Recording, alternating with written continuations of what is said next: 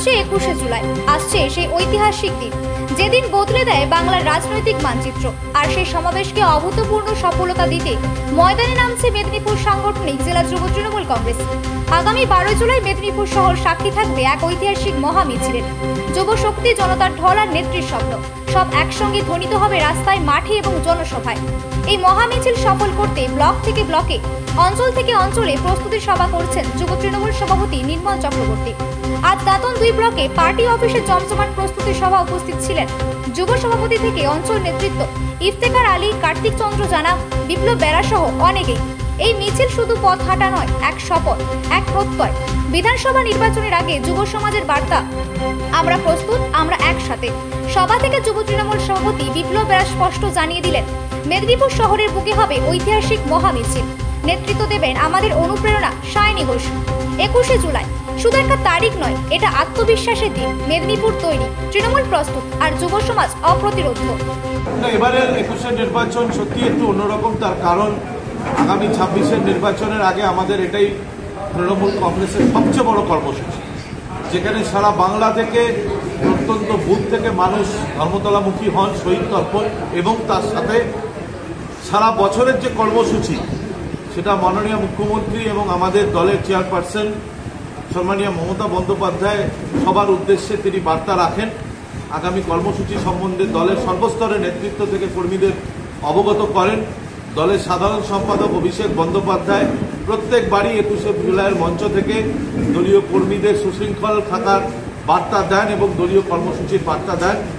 এবারও আমরা মুখিয়ে আছি, পুরো জেলা, আমাদের পশ্চিম মেদিনীপুর জেলা মুখিয়ে আছে। মেদিনীপুর সাংগঠনিক জেলার পক্ষ থেকে আমাদের গতকাল রাজ্য সভাপতি সম্মানীয় সুব্রত বক্সী মহাশয় এসেছিলেন প্রস্তুতি মিটিংয়ে।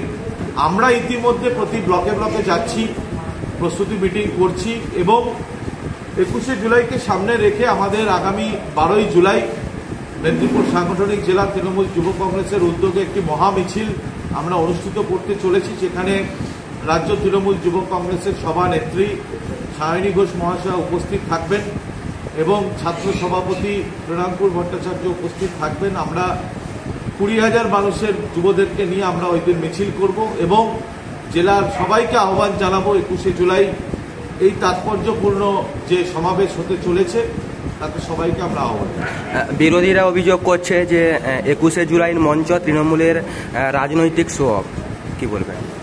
বিরোধীরা বলতে কারা? সিপিএম, কংগ্রেস বিধানসভায় শূন্য, বিজেপি 77 নিয়ে বিধানসভায় এসেছিল, আজকের দিনে মনে হয় 62। ধীরে ধীরে এরাও শূন্যের দিকে এগোবে।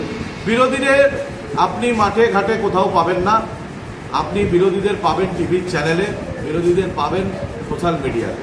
বিরোধীরা তৃণমূল কংগ্রেসের কুৎসা করবে যত, আমাদের ভোট বাড়বে তত।